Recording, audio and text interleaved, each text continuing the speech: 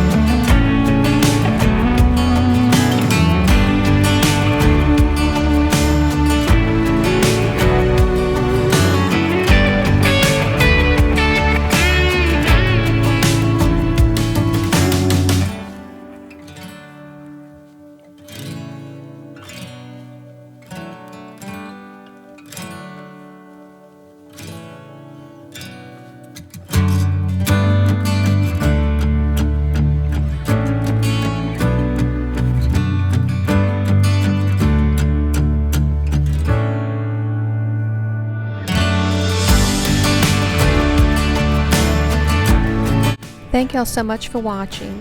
If you like this video, please give it a thumbs up, and if you'd like to get notified when I post new videos, please hit the subscribe button and the notification bell, and that will let you know when I upload new videos. Thank y'all again so much. Y'all have a blessed day.